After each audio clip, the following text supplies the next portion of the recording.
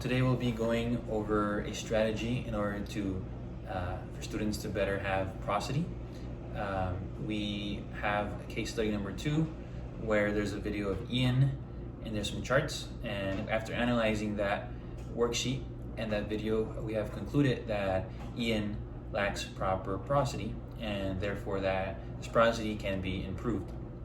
And as we know, prosody is proper intonation, pausing at the right times, stopping at the right times, or periods with exclamation marks, doing the proper, not a shout per se, but raising your voice a little bit. So in this case, we have an excerpt from Robin Hood and His Adventures. And Natalie here, my wife, will be reading first without proper prosody, sort of like how Ian was reading it in the video. And after a quick practice and strategy, we'll see if that can change. So go ahead. Well, Robin, on what folly do you employ yourself? Do you cut sticks for our fire, o mornings? Thus spoke Master Hook Fitzooth, King's Ranger of Forest at Locksley, as he entered his house. Robin flushed a little. These arrows, sir, he announced, holding up one for inspection. Dame Fitzooth smiled upon the boy as she rose to meet her lord. What fortune do you bring us today, father? Asked she cheerily. Fitzooth's face was a mask of discontent. I bring myself, dame, answered he, neither more nor less. Surely that is enough for Robin and me, laughed his wife. Come, cast off your shoes and give your bow and quiver. I have news for you, Hug, even if you have none for us. George of Gamewell has sent his messenger today and bids me bring Robin to him for the fair. She hesitated to give the whole truth. That cannot be, began the ranger hastily, then checked himself. What wind is that blows our squire's friendship toward me? I wonder, he went on, do we owe him a toll? Okay, so as you were able to hear, thank you for that. It really sounded like one really run-on sentence. There was no clear pausing for commas or periods. I couldn't really tell if there was any exclamation mark on there.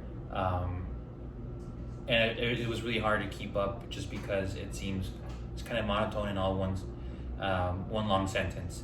And I already read this excerpt, but still it was just hard to even understand what was being said. So one of the strategies that we're going to employ today is called the phrase cued reading strategy, and pretty much it entails having a copy. You can do this on a one-on-one basis, or you can have this in a group setting with a group of students that are at the same reading level. And pretty much what it entails is having a copy, and it's recommended to have around 200 words at a time, which this is around 200 words in one sheet of paper to analyze and practice. So the teacher will make a copy of that reading. It'll be approximately 200 words, and we'll give each student a a copy. And again, it can be done as a group or on a one-on-one basis. And basically, what the teacher will be doing will be substituting all the commas with 1/ and substituting all the periods with 2/. So 1/ for commas and 2/ for periods. And so in this case, this is the copy, and the first reading was assuming that it was just straight from the book, and the second reading that we'll do now is after the correct /, again 1 for comma, 2 for periods. So this is an example, and I even did some color coding to better aid the student. So blue is 1/ and red is 2/, and then I added a green for an exclamation mark. So I just thought that would be a little bit more helpful, just to have more color and make it easier to remember. So the strategy goes as the following. The first step would be I'll read the text, and then the following step is we'll read it together, and then at the end the student will read it on his or her own, and it can be done with a group, or again it can be read to the teacher. So I'll go ahead and read this, and students will be paying attention. So this is a form of modeling that I will be doing. Well, Robin, on what folly do you employ yourself? Do you cut sticks for a fire this morning? Thus spoke Master Hugh Fitzooth, King Ranger of the Forest at Locksley, as he entered the house.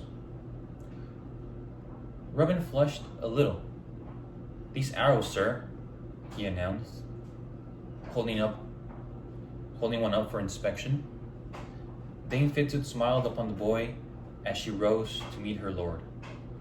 What fortune do you bring for us today, father? asked she, cheerily. Fitzooth's face was a mask of discontent. I bring myself, dame, answered he, neither more nor less. Surely that is enough for Robin and me, laughed his wife. Come, cast off your shoes, and give your bow and quiver. I have news for you, Hugh, even if you have none for us. George of Gamewell has sent his messenger today, and bids bring me Robin to him for the fair. She hesitated. That cannot be, began the ranger hastily, then checked himself. What wind is that blows our squire's friendship towards me, I wonder? He went on. Do we owe him a toll? So this was a form of modeling for my students. And now we will read the first half together. And I have a copy right here. 1 second.